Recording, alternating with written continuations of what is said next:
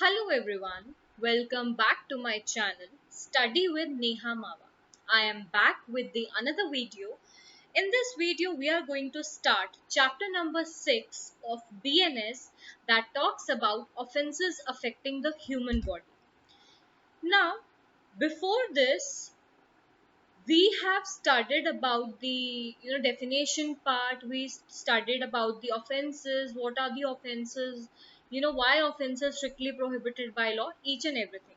But now in today's video I'm going to talk about the culpable homicide, murder, each and everything. Okay, now see, there are offenses that is related to the human body, also that is related to the property. But when we are saying that offenses affecting the human body, we are saying either culpable homicide, we are saying murder, and each and everything. But when it comes to the offenses affecting the property, that is the robbery, theft, dacoity, housebreaking, house lurking, these kind of things. Now see, offenses affecting the life, it says when it affects the nature of the endanger the life of a person. now देखो, section 100 जो है यहाँ BNS में वो बात करता है culpable homicide की, और आईपीसी में कहा करता था 299 में कल्पेबल होमिसाइड होता था। तो यहाँ सबसे पहले हमको समझना है कल्पेबल होमिसाइड होता क्या। ध्यान से दो तीन चीजें पहले समझना कल्पेबल होमिसाइड में और मर्डर में। जब आप कल्पेबल होमिसाइड और मर्डर पढ़ोगे आपको दोनों सेम लगेंगे, बट ये समझना बहुत जरूरी है कि इनमें डिफरेंस क्या है, क्या सिमिलैरिटीज है, क्या चेंजेस है। ठीक है, आज मैं आपको एक एक वर्ड अच्छे से समझाऊंगी क्योंकि this is the most difficult and most important topic in your entire BNS. ठीक है, तो हम आज इतनी जल्दी नहीं करेंगे कि हमें चैप्टर नंबर 6 जो है वो कंप्लीट करना है। मैं धीरे धीरे करके आपको सारे सेक्शंस समझाऊंगी। तो चलिए स्टार्ट करते हैं। सबसे पहले सेक्शन नंबर 100 की जब मैं बात करती हूँ तो वो बात करता है कल्पेबल होमिसाइड की। पहली बात याद रखना, कल्पेबल होमिसाइड और मर्डर के बीच में पहला डिफरेंस ये होता है कि कल्पेबल होमिसाइड में जो इंटेंसिटी ऑफ द एक्ट होती है या इंटेंसिटी ऑफ हार्म जो होता है वो लो होता है, लेकिन मर्डर में जो इंटेंसिटी ऑफ हार्म होता है वो बहुत ज्यादा होता है। कल्पेबल होमिसाइड में क्या होता है कि अल्टीमेट कॉन्सिक्वेंसेस डेथ नहीं होता, लेकिन मर्डर में जो अल्टीमेट कॉन्सिक्वेंसेस होता है वो डेथ होता है। नाउ सेक्शन 100 हम पढ़ेंगे। पहले कहता है कि हु एवर कॉजेज डेथ, ये कोई भी पर्सन हो सकता है जो डेथ कॉज कर रहा है by doing an act with intention of causing death और with intention of causing bodily injury as is likely to cause death. Culpable homicide में क्या होता है, पहली बात, कोई भी पर्सन हो सकता है जो क्या इंटेंशन लेके चल रहा है, जिसका इंटेंशन है डेथ कॉज करने का अल्टीमेट। सेकंड, जिसका इंटेंशन क्या है, ऐसी बॉडीली इंजरी करने का जिसका अल्टीमेट कॉन्सिक्वेंस क्या होगा, डेथ होगा। और with knowledge that he is likely by such act to cause death commit the offense of culpable homicide। देखो, कल्पेबल होमिसाइड में भी अल्टीमेट कॉन्सिक्वेंसेस अगर हम देखें तो वो डेथ होता है। ठीक है, होता दोनों में है, कल्पेबल में भी होगा, मर्डर में भी होगा, इंटेंसिटी डिफरेंट होती है, वो हम आगे पढ़ेंगे। तो सबसे पहले वो यही कह रहा है कि कोई भी पर्सन जब एक इंटेंशन लेके चल रहा है, अब ऑफ कोर्स किसी का अगर डेथ कॉज करोगे तो पॉजिटिव इंटेंशन तो नहीं है, तो अगर कोई पर्सन किसी का इंटेंशन, अपने आप का इंटेंशन लेके चल रहा है कि उसे किसी की डेथ कॉज करनी है या उसे ऐसा बॉडीली इंजरी करनी है जिससे उसकी डेथ हो जाए। अब यहाँ आपको दो चीज याद रखनी है कल्पेबल होमिसाइड में, यहाँ इंटेंशन भी प्रेजेंट है, यहाँ नॉलेज भी प्रेजेंट है। दो चीजें याद रखना, इंटेंशन भी यहाँ पे है और नॉलेज भी है। किस चीज का, to cause the death of the person, उसे बोलते हैं कल्पेबल होमिसाइड। ठीक है, इलस्ट्रेशन देखो, सबसे पहले बी देख लो। A knows Z to be behind a bush. A जो है उसको पता है कि झाड़ियों के पीछे कौन है, जेड है, मगर बी जो है उसको नहीं पता। ए को पता होने के बावजूद भी वो बी को क्या बोलता है कि आप ना झाड़ियों की तरफ फायरिंग करो, वहां कोई भी नहीं है। ठीक है, यहाँ क्या है, उसका एविल इंटेंशन है और उसको नॉलेज भी है कि अगर ऐसा वो करेगा तो उस पर्सन की जो है, जो बिहाइंड द बुश है, उसकी डेथ हो सकती है। बी ने क्या किया, बी ने फायर किया। अब देखो बी यहाँ इनोसेंट है, उसको नहीं पता कि झाड़ियों के पीछे कोई है, बट ए को पता है। बी ने क्या किया, बी ने फायर किया, उससे जेड की डेथ हो गई। अब जो बी है वो ऑफेंस के लिए गिल्टी नहीं होगा, मगर ए जो है वो कल्पेबल होमिसाइड के लिए गिल्टी होगा। अगेन एक और सेक्शन जो आपका सी एग्जाम्पल है वो देखो, A by shooting at a fowl with intent to kill and steal it kills B. ठीक है, who is behind a bush. A को नहीं पता था कि बी वहां पे है, बट ए का इंटेंशन था, ए का नॉलेज था कि अगर वो शूट करेगा तो डेथ हो सकती है। ए जो था वो एक अनलॉफुल एक्ट कर रहा है। He was not guilty, he was not guilty of culpable homicide as he did not intend to kill B, but उसने जो वो एक्ट किया उससे तो उसकी डेथ हो गई ना। तो कहने का ये मतलब है कि पर्सन जो है, पर्सन का नॉलेज देखा जाता है, पहली बात पर्सन की इंटेंशन देखी जाती है कि उसका इंटेंशन कैसा है। ठीक है, यहाँ पे अब आप एक्सप्लेनेशन देखो, एक्सप्लेनेशन 1 क्या कह रहा है।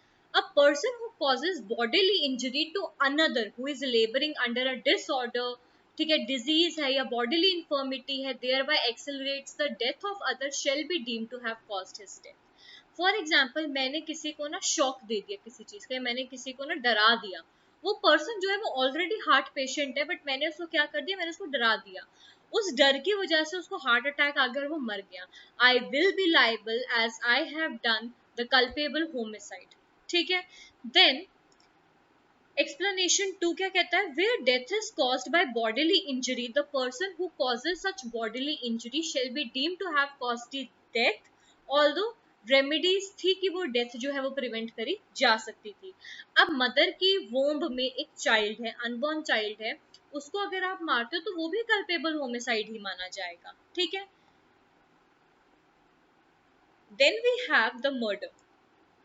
देखो 101 में मर्डर की बात करी गई है। मर्डर क्या कहता है, if the act by which death is caused with intention of causing death, ठीक है, if the act by which death is caused is done with intention causing bodily injury as the offender knows to be likely to cause a death whom it is caused, वही बात है, knowledge होनी चाहिए, ठीक है, intention होना चाहिए या तो उसको डेथ कॉज करने का या फिर बॉडीली इंजरी कॉज करने का जिससे उसके अल्टीमेट डेथ हो जाती है।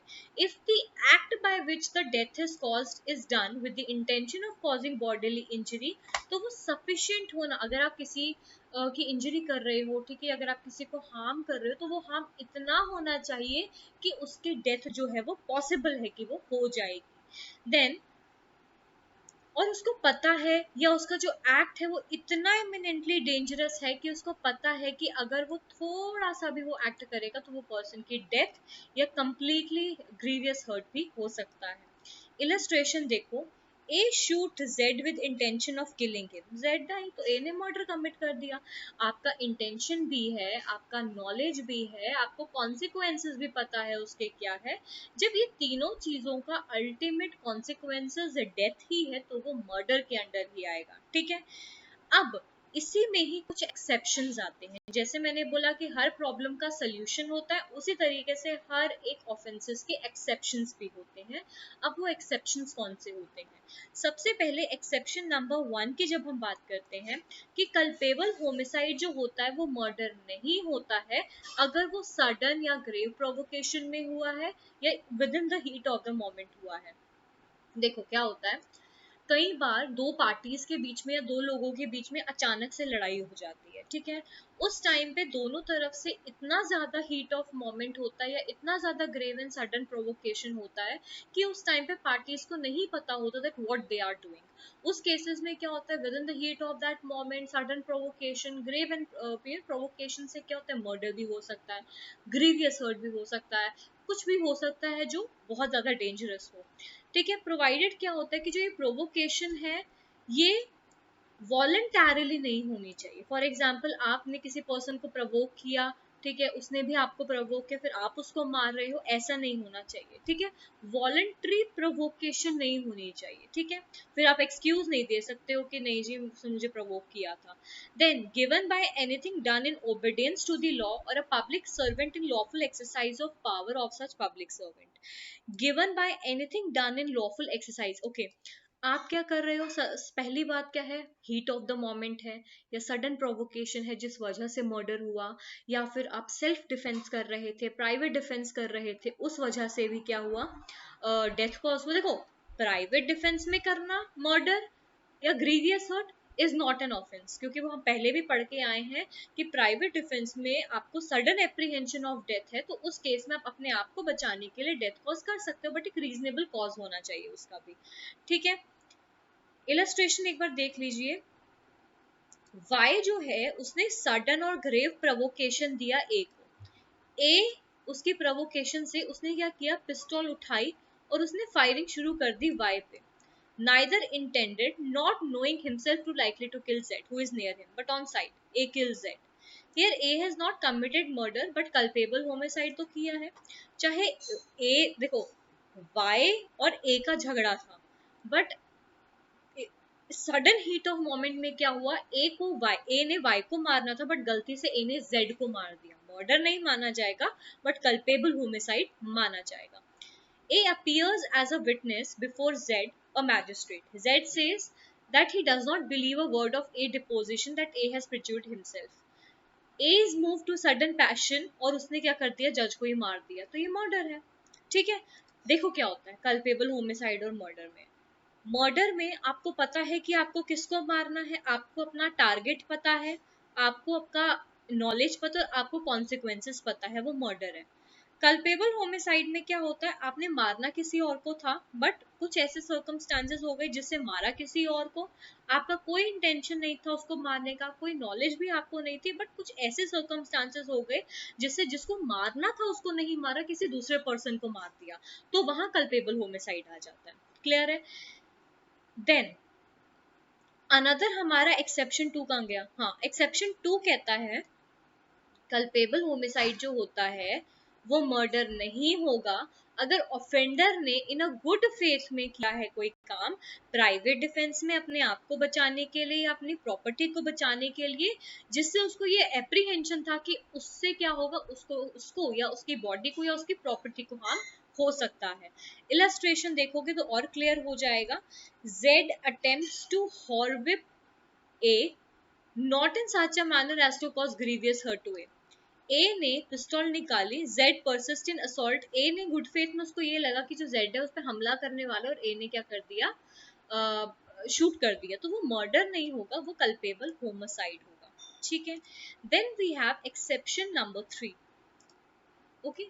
Then we have exception number 4 here that says culpable homicide is not murder if it is in the sudden heat of passion, ठीक है। सडन हीट ऑफ मोमेंट हो गया, सडन क्वेरल हो गई, सडन लड़ाई हो गई, ऑल ऑफ अ सडन हो गई, जो प्री प्लान नहीं थी, जिसमें किसी का कोई एवल इंटेंशन नहीं था, बैड इंटेंशन नहीं था, बट लड़ाई हो गई, उस केस में भी क्या हो जाएगा, वो कल्पेबल होमिसाइड होगा। प्लीज मेक इट श्योर, ऐसा नहीं कि आपको छोड़ दिया जाएगा, वो मर्डर नहीं होगा, बट वो कल्पेबल होमिसाइड होगा। Then we have exception 5 that says culpable homicide is not murder when the person whose death is caused being above the age of 18 years suffered death उसकी खुद की कंसेंट से।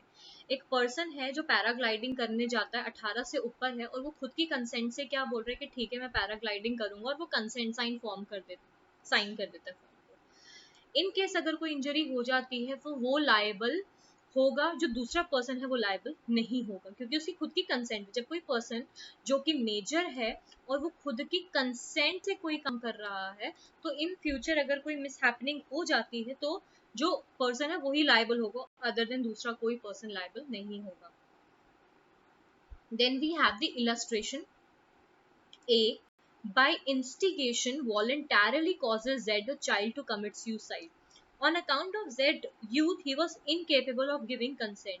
तो A जो है उसने मर्डर अबेट किया है, नॉर्मल सी बात है, क्लियरली पता लग रहा है। Then culpable homicide by causing death of person other than whose death intended.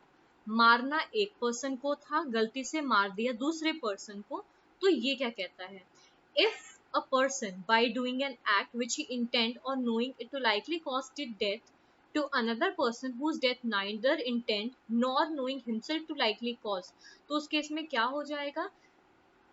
उस केस में it would have been if it had caused the death of person whose death intended or knew himself to like, देखो क्या होता है, होगा culpable homicide ही, मगर क्या था, फॉर एग्जाम्पल है मैंने ए को मारना था, गलती से क्या हुआ, वहां जेड भी बैठा हुआ था, तो मारना मुझे ए को था, गलती से जेड मर गया, तो माना वो कल्पेबल होमिसाइड ही जाएगा, बस पार्टीज चेंज हो गई। यहाँ पे मारना मुझे ए को था, मेरा इंटेंशन और नॉलेज वही है, मगर मार दिया मैंने गलती से जेड को, जिसके अगेंस्ट मेरा कोई इंटेंशन कोई नॉलेज नहीं था। Will I be liable for the culpable homicide? Answer is yes. तो कल्पेबल होमिसाइड का यही कहता है जिसमें आप डेथ तो कॉज कर रहे हो, मगर किस पर्सन की?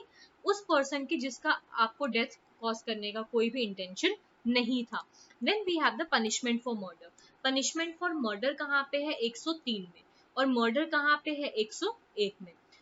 पनिशमेंट फॉर मर्डर जनरली क्या होता है? या तो आपकी डेथ पेनल्टी होती है या फिर आपका लाइफ इम्प्रिजनमेंट होता है, ठीक है। अगर ग्रुप ऑफ 5 पर्सन या उससे ज्यादा का है, ठीक है, जो मर्डर कमिट कर रहे हैं on the basis of race, caste, community, place of birth, each and everything, तो किसके साथ होंगे? डेथ मिलेगी उनको, या तो इम्प्रिजनमेंट होगा या फिर फाइन भी होगा। देखो डेथ तो होती है हर एक केस में, इम्प्रिजनमेंट फॉर लाइफ भी होगी और फाइन भी होगा, ये दोनों साथ साथ चलते हैं, ठीक है। Then we have punishment for murder by life convict. एक पर्सन है जो लाइफ के लिए जो है इसमें लिखा भी हुआ है कि आपने क्या किया, whoever being under the sentence of imprisonment, एक पर्सन है जो ऑलरेडी जेल में है, लाइफ सेंटेंस उसको दिया गया है, ड्यूरिंग दैट लाइफ सेंटेंस उसने मर्डर भी कमिट कर दिया, तो या तो उसको पनिशमेंट में डेथ होगी, अगेन इम्प्रिजनमेंट फॉर लाइफ तो है ही है, टिल जब तक उसकी नेचुरल लाइफ है तब तक वो जेल में ही होगा, ठीक है। Then we have punishment for culpable homicide not amounting to murder. कई बार क्या होता है, आपने कल्पेबल होमिसाइड कर दिया मगर वो मर्डर की कैटेगरी के अंदर नहीं आता। Whoever commits culpable homicide not amounting to murder shall be punished, किसे? imprisonment for life होगी या फिर 5 years की imprisonment होगी जो extend होगी 10 years की भी हो सकती है, एंड फाइन तो है ही है साथ में, ठीक है। then we have causing death by the negligence, very very important जो आपका सेक्शन है, हम आज इतना ही करेंगे, नेक्स्ट वीडियो में फिर हम अबेटमेंट से शुरू करेंगे ऑफ अ सुसाइड वाला। टुडेज वीडियो का जो लास्ट टॉपिक है that is causing death by negligence. इसमें क्या होता है, नेग्लिजेंस से जब हम किसी की डेथ कॉज कर देते हैं, होता क्या है इसमें, नेग्लिजेंस का मतलब होता है जब आपने ड्यू केयर नहीं करी, प्रॉपर प्रिकॉशंस आपने नहीं लिए, या प्रॉपर आपने जो है गुड फेथ में काम नहीं किया। तो नेग्लिजेंस में क्या बोला है कि whoever causes death of any person by doing, आपने कोई रैश एक्ट किया है या नेग्लिजेंट एक्ट किया है, ठीक है, जिससे क्या हुआ, कल्पेबल होमिसाइड हो गया, तो उस केस में आपको 5 years तक का इम्प्रिजनमेंट होगा एंड फाइन आपका है ही है। अगर कोई रजिस्टर्ड मेडिकल प्रैक्टिशनर है जो परफॉर्म कर रहा है तो 2 साल की सजा होगी और फाइन होगा। अब इसमें 2 एग्जाम्पल होते हैं, एक डॉक्टर का एग्जाम्पल होता है, एक रैश और नेग्लिजेंट ड्राइविंग का एग्जाम्पल होता है। अगर आप रैश और नेग्लिजेंट ड्राइविंग कर रहे हो और आपको ड्यू केयर से नहीं कर रहे हो और आपको पता है कि आपको नॉलेज है, बेशक आपका इंटेंशन नहीं है बट आपको नॉलेज है कि अगर आप रैश और नेग्लिजेंट ड्राइविंग करोगे तो आप किसी को उड़ा दोगे, उस केस में आपको 5 years की इम्प्रिजनमेंट होगी और फाइन होगा। But on the other hand doctors होते हैं जो रजिस्टर्ड मेडिकल प्रैक्टिशनर होते हैं, कई बार क्या है, बहुत सारे ऐसे केसेस है जो हम फोन्स में देखते, न्यूज में देखते हैं कि पेशेंट के शरीर से कैंची मिल गई, पेशेंट के शरीर से कुछ और मिल रहा है, ठीक है, वो क्या होता है, एक नेग्लिजेंसी है ना on the part of the doctors, कि वो जब सर्जरी करते हैं वो कुछ अंदर छोड़ देते हैं, कोई कैंची छोड़ देता है, कोई निडल छोड़ देता है, कोई कुछ छोड़ देता है, what is this, this is the negligence. तो डॉक्टर के केस में 2 years एंड फाइन, और अगर ड्राइविंग के केस में किसी और के केस में तो 5 years का फाइन आता है, ठीक है। इट डिपेंड्स अपॉन दी कि कितना जो नेचर है वो जो नेचर ऑफ एक्ट है वो कितना सीरियस है। Then whoever causes death of any person by rash, अच्छा यहाँ ड्राइविंग का भी लिखा हुआ है, ओके यहाँ जो बात करी गई है ये सिंपल नेग्लिजेंस की बात करी गई है कि अगर डॉक्टर्स के पार्ट में कोई नेग्लिजेंट एक्ट हो रहा है तो 5 years के इम्प्रिजनमेंट है, 2 years का इम्प्रिजनमेंट है, फाइन है। बट व्हाट अबाउट जो रैश और नेग्लिजेंट ड्राइविंग कर रहे हैं, ठीक है, अब कोई रैश ड्राइविंग कर रहा है, कोई नेग्लिजेंट ड्राइविंग कर रहा है, ठीक है, और वो एक्सीडेंट करके भाग गया, उसने पुलिस ऑफिसर्स को भी नहीं बताया, तो पुलिस ऑफिसर क्या करेगा, उसको मैजिस्ट्रेट के सामने लेके जाएगा और उसको कितने साल की सजा होगी, 10 साल की सजा होगी और फाइन होगा। आपको अगर याद होगा, मुंबई में शायद वो केस हुआ था जिसमें वो शायद लैम्बोर्गिनी थी कि पोर्शे था, जिसमें वो कि जैगुआर था, आई डोंट नो कौन सा था, कि फरारी थी, वो माइनर बच्चा था, वो रैश एंड नेग्लिजेंट ड्राइविंग कर रहा था और उसने एक वुमेन को और एक बच्चे को उसने मार दिया। तो what is that, this is the causing death by the negligence, rash driving थी, प्लस वो माइनर भी था। तो उस केसेस में क्या हो जाता है, 10 years की इम्प्रिजनमेंट होती है और फाइन भी होता है, right. So this was all in today's video. कुछ प्रॉब्लम है, नहीं समझ आया, आप मुझे मैसेज कर दीजिए, मैं आपको आंसर दे दूंगी, ठीक है। And till then, share with your friends, subscribe to my channel and like my video. Thank you and have a nice day.